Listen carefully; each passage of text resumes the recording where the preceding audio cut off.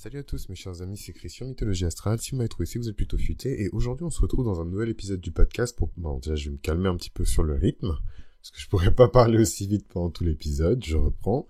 Salut à tous mes chers amis, c'est Christian Mythologie Astrale. Si vous m'avez trouvé, c'est que vous êtes plutôt futé. Et aujourd'hui, on se retrouve dans un nouvel épisode du podcast pour parler un petit peu de la suite, en fait, de la mini-série sur les descendants et le karma relationnel. Et donc, c'est vrai que dans la première partie, on a fait les descendants dans un sens. Et en fait, on va juste tout simplement faire les descendants dans l'autre sens. Donc, partez du principe que le sens premier, c'est celui du bélier, et le sens second, c'est celui de la balance, quoi. Donc, il me semble qu'on avait commencé avec la maison 7 en balance, et en fait, on va tout de suite basculer en partant du coup de la balance, et passer dans l'autre sens avec la maison 7 en bélier, par exemple. Voilà. Avant ça, déjà merci du fond du cœur pour votre soutien. Il y a plein de gens qui sont partis remplir le questionnaire Spotify pour donner leur avis sur le podcast.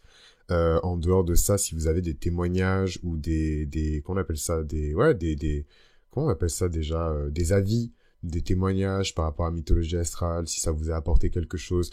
Moi, le soutien, c'est pas forcément que acheter mes produits ou mes consultations et compagnie, hein. Tout est une forme de soutien et je vous cache pas que la force en fait du podcast, c'est que je n'ai jamais mis un centime, pas 0,01 centime dans de la publicité, contrairement à certains. Et c'est le bouche à oreille en fait, hein, mais du vrai bouche à oreille quoi. Quand je dis du vrai bouche à oreille, c'est que je suis à Paris et je vais dans certains espaces culturels ou à certains événements ou certaines exhibitions. Pardon, j'ai fait un anglicisme. Certaines expositions et tout en galerie. Et en fait, je rencontre des gens qui écoutent le podcast ou des personnes qui vont parler d'astrologie et qui vont recommander le podcast et qui savent pas... Bon, là, maintenant, on reconnaît mon visage puisque j'ai mon visage. Ça m'énerve d'ailleurs en tant qu'ascendant scorpion. Mais voilà, il y a vraiment ce truc de bouche à oreille et de confiance à confiance, d'amis à amis, de proche à proche, de professionnel à professionnel aussi parce qu'il y a beaucoup de light workers et des tarologues, des personnes qui font des soins énergétiques, etc., qui recommandent aussi le podcast. Donc vraiment, ça, c'est ma plus grande fierté, c'est ma plus grande richesse même, parce que ça vaut plus que de l'argent, ça, en fait. L'argent, ça peut pas acheter le bouche à oreille organique et naturel des gens, donc vraiment, merci du fond du cœur. C'est quelque chose qui me touche profondément et que je prends pas pour acquis. Merci pour tous vos messages sur Instagram. Genre, hier soir, j'ai reçu 2 messages, je vais pas donner leur nom, parce que voilà, mais elles vont se reconnaître, parce qu'elles écoutent le podcast régulièrement. Qui sont venus me parler parce que je vous avais dit que cet été j'ai eu une petite romance de l'été qui m'a un peu fucked up quand même pour être sincère et j'y pense encore et je suis toujours en train de lécher mes plaies donc je suis pas complètement remis mais Dieu merci mes amis étaient là autour de moi pour me soutenir émotionnellement et toute ma famille aussi, mon frère était à Paris à ce moment-là et tout, il m'a vachement aidé à raisonner, à garder les pieds sur terre et tout, il m'a même aidé en fait Enfin bon, je vous ai pas raconté toute l'histoire, mais en gros, il m'a un peu aidé à le récupérer, quoi. Enfin bref, c'est franchement, c'est vraiment de la comédia dell'arte ce truc, mais du coup, enfin, c'est marrant parce que c'est aussi ce mec-là qui m'a mis dans le karma relationnel, dans les flammes jumelles, enfin toutes ces choses-là, des choses auxquelles je m'intéressais pas forcément, donc je me suis aussi rendu compte que peut-être que mon cœur était ouvert d'un point de vue chrétien en fait, hein, donc ouvert à mon prochain, l'amour du prochain, etc., le voisin, le prochain, voilà, des choses qui sont un peu, qui sont très bien, hein, mais qui sont un peu vagues. Et en fait, mon cœur était complètement fermé, je pense, à une vraie relation amoureuse bien intense et voilà. Et en fait, ça a vachement débloqué des trucs chez moi, donc c'est plutôt cool et j'en suis reconnaissant en tout cas pour lui pour ça. Et ça m'a inspiré aussi plein de sujets, hein. C'est là que j'ai commencé à parler de synastrie karmique, c'est là que j'ai commencé à vous parler de karma relationnel, et en fait on est toujours dans cette perspective-là avec la deuxième partie de la série sur les descendants, où cette fois-ci on va le faire dans l'autre sens, quoi.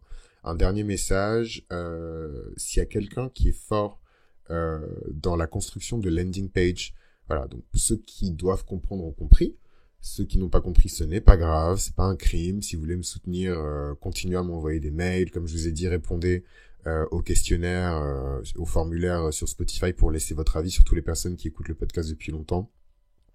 Moi, de mon côté, je continue à traire les je continue à traire les talents de Mythologie Astrale comme il se doit, en recevant vos mails avec vos CV, vos créations, enfin... En fait, c'est fou parce que, enfin, j'ai pas envie d'être ému parce que c'est pas le moment, mais septembre-octobre, c'est toujours une période qui est compliquée professionnellement, enfin, qui a été compliquée, pardon, pendant longtemps dans ma vie professionnellement pour moi, pour plein de raisons. C'est mon retour de Mars, Voilà, et c'est un Mars dans ma maison de 12, hein, donc c'est pas non plus le Mars le plus fun à vivre. Beaucoup de trahison, beaucoup de déceptions professionnelles, beaucoup d'attaques aussi, hein. C'est avec la rétrospective. En fait, moi, je suis très, en tout cas en ce qui concerne le pro fonceur, etc. Et en fait, c'est bien après que je me rends compte que j'étais en train de marcher sur des écharpes et des bouts de verre pendant longtemps. Et après, je commence à pleurer parce que j'ai mal aux pieds, parce que je me suis rendu compte en fait que c'était pas bon pour moi, etc. Et en fait, depuis que j'ai arrêté de me battre pour une identité professionnelle qui n'était pas la mienne et que je me suis vraiment ouvert à mes dons et à ce qui me fait vraiment vibrer, c'est-à-dire de parler de spiritualité, de partager mes connaissances et d'apprendre aussi, hein, de vous, en fait, il y a plus cette malédiction de septembre-octobre et justement la vraie bénédiction. Et en fait, c'est un mec, donc j'ai juste donné son pseudo, je vais pas donner son prénom, mais c'est Saturne Gogia, qui est un des auditeurs du podcast, avec qui on a beaucoup échangé parce qu'il a pris pas mal de consultations directes. Donc forcément, c'est une autre ambiance. On est là ensemble, on discute pendant 1 heure de son thème, de sa vie, etc. C'est une ambiance qui est complètement différente. D'ailleurs, je vais peut-être réouvrir les consultations directes pour la période de Noël. Là, c'est novembre, mais on verra pour Noël. Et qu'est-ce que je voulais dire d'autre par rapport à ça, et en fait, pour fermer la parenthèse, j'ai bientôt fini.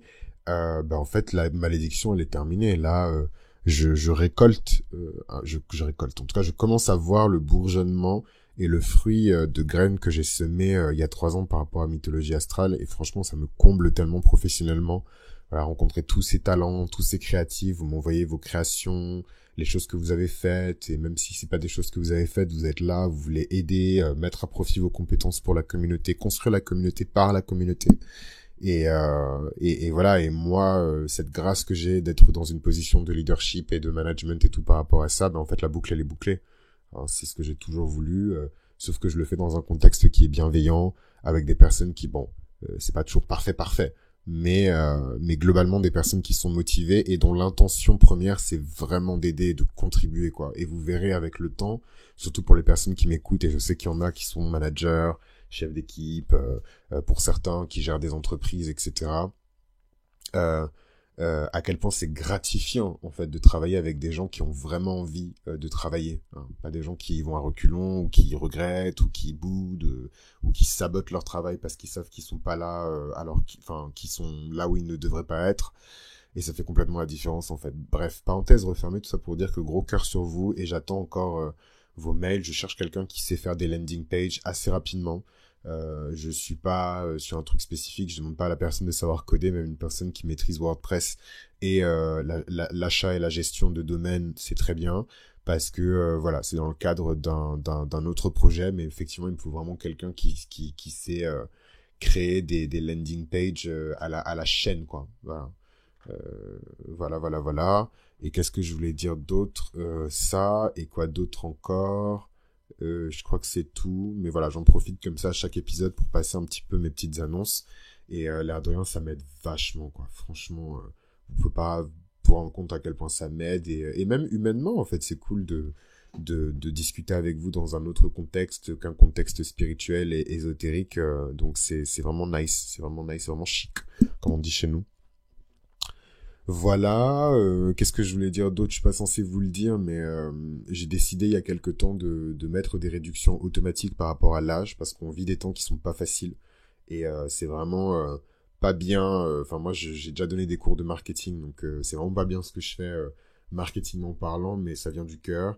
Voilà, donc j'ai mis en place des réductions qui sont liées à l'âge. Je vais pas vous préciser quel âge, mais à chaque fois que vous faites vos demandes de lecture de thème astro, n'oubliez pas de mettre immédiatement, hein, excusez-moi, mais ça paraît un peu stupide d'envoyer un mail pour une lecture de thème astral et de ne pas mettre dès le premier mail date de naissance, heure de naissance, lieu de naissance, quoi. On n'a pas besoin de vous relancer pour vous demander date de naissance, heure de naissance, lieu de naissance. Enfin, je sais que sometimes vous êtes un peu excited et tout, juste de me parler et tout, et c'est grave cool, et moi aussi j'adore vous parler, y a absolument aucun problème, mais voilà, mon assistant me dit souvent que c'est chiant de vous relancer et tout pour heure de naissance, date de naissance, lieu de naissance.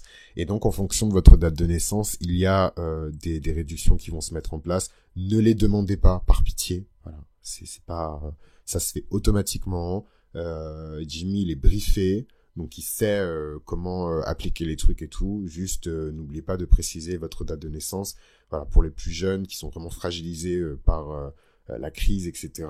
C'est important, ou qui font des études, bref, qui n'ont pas une situation professionnelle de quelqu'un qui a 30 ans, 40 ans ou 50 ans. Même si je sais que pour les plus âgés, c'est pas toujours évident non plus, mais je suis pas Mère Teresa. Voilà, c'est de mettre en place quelque chose, histoire de faire un petit geste, particulièrement en cette fin d'année qui s'annonce pas forcément évidente pour tout le monde. Donc parenthèse refermée, on va revenir sur le sujet de base, et le sujet de base c'est les descendants et le karma relationnel. J'ai pas trop développé sur cette question de karma relationnel, mais si vous écoutez la chaîne, je pense que vous savez à peu près de quoi je parle. Si vous n'êtes pas trop au fait de ces choses-là, je vous invite à vraiment réécouter les épisodes que j'ai pu faire sur le descendant, parce que ce n'est pas le premier, j'ai déjà fait des épisodes sur le descendant 2. Donc n'hésitez pas voilà, à les écouter pour que ça vous mette bien dans le mood. Et moi, je vais avancer sur l'autre partie du descendant. Ah, je comprenais pas pourquoi j'arrivais pas à utiliser un certain site internet, mais en fait j'ai mon VPN qui est activé puissance maximum, donc c'est normal. Jesus, j'ai eu trop peur. Ah ouais, j'ai eu trop peur, la mif. Pardon, c'est hyper pas pro là ce que je fais. Attendez, je vais me couper, j'ai arrêté d'enregistrer. Mais c'est bien, c'est-à-dire que c'est un VPN de bonne qualité et tout. Qu'est-ce que je voulais dire? Donc c'est cool, je vais pouvoir récupérer l'accès que j'ai perdu. Et qu'est-ce que je voulais vous dire aussi? Un truc méga important, Dieu merci, enfin ça m'est revenu. Shout out to the Holy Spirit. Très très très important, s'il y a quelqu'un dans la communauté qui s'y connaît en termes de liens affiliés. Voilà, c'est super ratchet ce que je vais dire, mais la seule et unique raison pour laquelle le club de lecture il a pas encore repris, c'est que j'aimerais bien, dans l'ancienne version du club de lecture, je proposais systématiquement des liens affiliés, en fait, des liens d'affiliation par rapport aux bouquins qu'on lit. Je vais pas faire la publicité gratuite de bouquins sans percevoir une commission, en fait, c'est complètement stupide. Et ça permet pas, en fait, au club de lecture d'être indépendant et de s'autofinancer. Si demain, on veut pouvoir booker un espace plutôt mignon dans un hôtel ou même dans une salle polyvalente, tout coûte de l'argent, en fait, dans ce monde. Il faut que le club de lecture puisse se financer lui-même. Et en fait, Patreon, ça suffira pas. Parce que je vais mettre Merde, j'ai complètement vendu la mèche, mais c'est pas grave. Du coup, oui, je suis en train de créer un nouveau Patreon. Un nouveau Patreon 1, 2, 3, spécifiquement sur le club de lecture. Et en fait, qu'on appelle ça, la contribution sera extrêmement basse pour pouvoir permettre à un maximum de personnes de pouvoir entrer en fait dans le club de lecture. Donc là, ça y est, il y a des vrais bails qui sont en train de se faire. La liste des livres, elle est prête. Mes approches, mes thématiques sont prêtes, sauf que j'ai vraiment ce truc, je bug sur le truc des liens affiliés et tout sur Amazon, et ça me saoule en fait. Voilà. Donc s'il y a quelqu'un qui s'y connaît, voilà, sinon moi je vais directement appeler Amazon et tout, et je vais demander à la personne de le faire avec moi, parce que c'est pas possible, et j'y arrive pas en fait. Il y a toujours un truc qui cloche, ou alors le lien fonctionne pas, et enfin vous me connaissez, vous connaissez, donc vous vous doutez bien que les Patreons de niveau 3 qui faisaient partie du club astral, ils étaient pleins de bonne volonté. C'est le Patreon le plus élevé, donc c'est littéralement mes anges gardiens. Donc tout le monde a utilisé quasiment les liens d'affiliation pour me faire plaisir, pour me soutenir, etc. Mais ça fonctionnait pas, quoi. Donc s'il y a quelqu'un qui s'y connaît par rapport à ça, je suis vraiment chaud. Et sinon, je demanderai directement à Amazon. C'est super ratchet ce que je viens de faire, mais c'est pas grave, je m'en fous. On est quand même à la 4e saison, faut pas déconner. Donc, on va pouvoir enfin commencer. Du coup, qu'est-ce qui se passe avec quand on a la balance sur le descendant, donc pour les ascendants de Bélier. Enfin, j'espère que je me trompe pas de sens. Si je me trompe de sens. C'est la balance à l'ascendant. Donc, c'est la maison 7 en Bélier. Voilà, donc c'est le Bélier au descendant. Voilà, je corrige parce que sinon, c'est pas clair. Bon, ça c'est vraiment mes manies à moi, mais j'étais en train de hurler dans le micro, mais en fait je me suis pas rendu compte que la sensibilité du micro elle était pas hyper activée, donc là je vais l'augmenter pour les personnes des fois qui m'entendent mal, enfin bref. Donc on commence avec, j'espère que j'ai tout dit sur mes petites annonces, on commence avec le descendant en Bélier, pour les ascendants Balance du coup. Donc le karma relationnel qui est lié au descendant en bélier, il est vachement marqué par un besoin de leadership et d'indépendance dans les relations. Donc on verra souvent que on peut avoir une tendance à attirer des partenaires qui sont très dynamiques, très aventureux, parfois impulsifs. Et en fait, karmiquement, enfin en tout cas, il y a un lien karmique dans tout ça, particulièrement si vous avez des points karmiques dans la maison 7, donc c'est encore plus accentué. Nœud nord, nœud sud, chiron, ce que vous voulez, il y a plein de points, d'axes, de configurations qui peuvent marquer le karma, des exils de planètes, des chutes de certaines planètes. Vous avez Vénus en chute, Vénus en exil, Vénus destroy, Vénus mal aspectée, Vénus en PLS, Vénus handicapée dans votre maison 7, forcément. Il y a une raison à ça et c'est un peu la justification karmique du thème. C'est qu'en fait, oui, le thème présente des aspects. Maintenant, le karma vient nous expliquer pourquoi. Hein. Donc le karma qui est lié à un descendant en bélier, il peut montrer aussi des personnes qui ont été contraints et restreints et limités et un peu pris en otage en fait dans leur relation. Et forcément, si le descendant est en bélier, il est là pour indiquer aussi un désir d'indépendance, un désir d'impulsivité, de lancement de nouvelles dynamiques et tout, d'où le fait que on va tendre à graviter. Hein, pour moi, c'est pas forcément... C'est vrai que parfois, je m'exprime comme ça et je dis que la maison 7 attire, mais la maison 7, c'est pas Vénus, il y a que Vénus qui attire. Mais voilà, je trouve que c'est l'inverse, en fait. On va aller chercher plutôt des personnes qui vont incarner un peu cet archétype martien, cette espèce de côté un peu tête brûlée casse-cou, parce que peut-être que karmiquement c'est ce qu'on désire ou karmiquement c'est ce qu'on était, et en fait se caler sur ces énergies-là nous donne l'impression ou l'illusion qu'on est complet, alors qu'on n'a pas nécessairement besoin, quoi. Maintenant, c'est vrai qu'il y a des petites restrictions. Si on a un ascendant balance qui est là pour équilibrer quand même tout le chart avec un descendant en bélier, évidemment, le rôle de la diplomatie et de la compréhension des besoins des autres est important aussi dans la relation, il ne faut pas le négliger. Quand on a un ascendant en taureau et donc un descendant en scorpion, le karma relationnel qui est lié au descendant en scorpion va forcément impliquer des relations profondes et intenses. Hein, il y a vraiment un script ici où les relations sont un vrai moyen de se redéfinir complètement, parfois même pour certaines personnes de changer d'identité. Hein, c'est un peu le désir caché et non avoué du taureau de changer ses habitudes, d'être brutalement confronté à une réalité qui est totalement différente de la sienne et être forcé en fait à changer. Et donc ça, c'est des choses que évidemment quand on dit ça aux ascendants taureaux, ils vont sauter au plafond, mais non, la stabilité, je suis bien comme je suis, blablabla, c'est complètement faux. C'est des personnes qui meurent en fait, qui pourrissent dans leurs habitudes et dans leur stabilité et qui veulent pouvoir s'en échapper parfois, ou en tout cas voir autre chose. C'est comme être enfermé dans un palais qui est fait en pain d'épices, où on a tout ce qu'on veut, etc.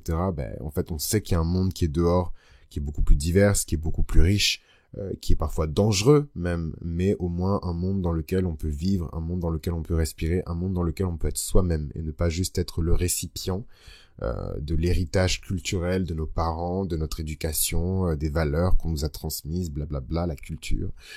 Donc il y a un vrai défi qui réside dans la gestion des émotions puissantes. Hein. C'est souvent des relations qui sont hyper intenses. Hein, le karma, il est là. Et en fait, il s'agit également de développer une grande confiance en soi et une capacité à laisser aller les vieilles blessures. Et c'est ça qui est difficile aussi. Hein. Justement, les ascendants taureaux qui sont tout parfaits, tout beaux, leur vrai visage apparaît dans leur descendant en scorpion et dans leur incapacité à lâcher prise, surtout dans les relations où ils sentent qu'ils ont beaucoup investi, mais qui n'ont pas forcément eu, c'est le taureau, hein, mais qui n'ont pas forcément eu le retour sur investissement qu'ils désiraient. Le descendant en sagittaire pour les ascendants gémeaux, c'est encore une autre paire de manches.